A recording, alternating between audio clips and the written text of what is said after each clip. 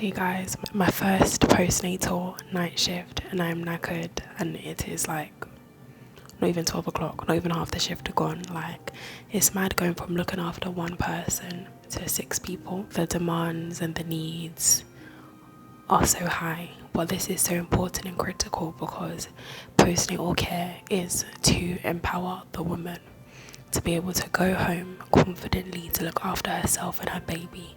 And I have people who are more talkative than others, people who are more quiet than others, and observations I have to do, documentation, helping with feeding. And yeah, I'm knackered already, but I understand the importance of this care. And I just hope and pray that at the end of this rotation, I'll be really good at looking after a woman postnatally. I am enjoying it so far, but I'm tired. I was taking a woman's obs, and then I have another woman's obs to do. My machine just switched off, and I was just like, oh, technology.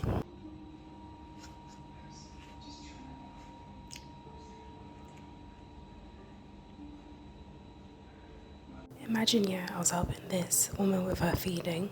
She was so worried and concerned. I said, okay, we're gonna hand express. And the midwife just came in because baby was crying. And literally, the baby latched just like that. And it taught me a lesson to apply patience and that the baby will feed, but just apply so much patience. Oh, I couldn't believe it. The baby just fed just like that. Tonight's looking like a lot of breastfeeding support. Another lady was quite concerned, but then she put a baby to the breast. I told her to show me what she's doing, and the baby just latched, so it was really good.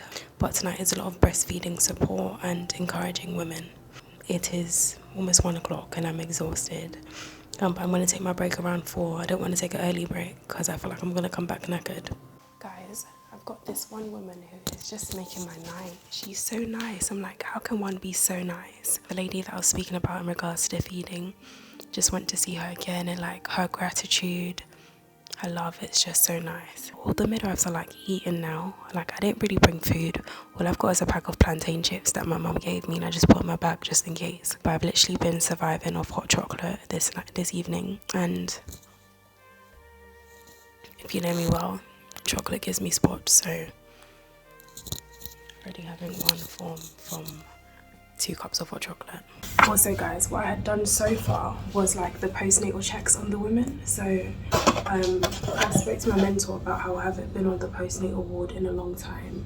And I find the baby checks easier. So she started off with the women's checks, and then I went on to do the baby's checks, and then we kind of swapped. And the women's checks is more like a conversation, which is why I found it more difficult, but I'm enjoying it.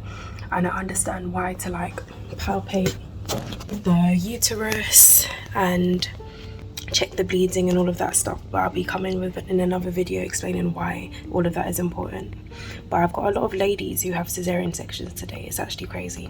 I definitely need to read up on jaundice though, as a lot of people have jaundice with their babies and are on phototherapy, so I need to read up about that stuff. And no more hot chocolate for me, just water for the rest of the night. Guys, postnatal ward is so important. Like, that's where women start to feel neglected because they've had one-to-one care. They've had one midwife throughout their pregnancy and in the labour ward and postnatal ward. There's so many women to one midwife. And it's just mad. Like, I had a woman just call me because she said her colostrum is running out and she doesn't know what to do. Should she give the baby formula? Obviously, hospitals don't necessarily recommend formula until necessary, unless the woman wants to.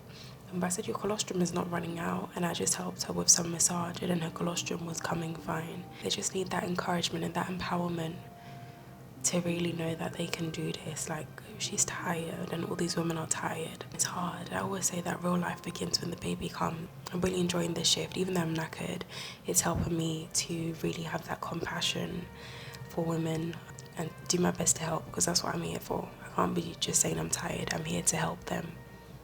Hey guys, I'm actually on my break and I am definitely going to take a nap. So I got myself a room on the side on a recliner chair that's actually a bit rubbish, because see what I mean?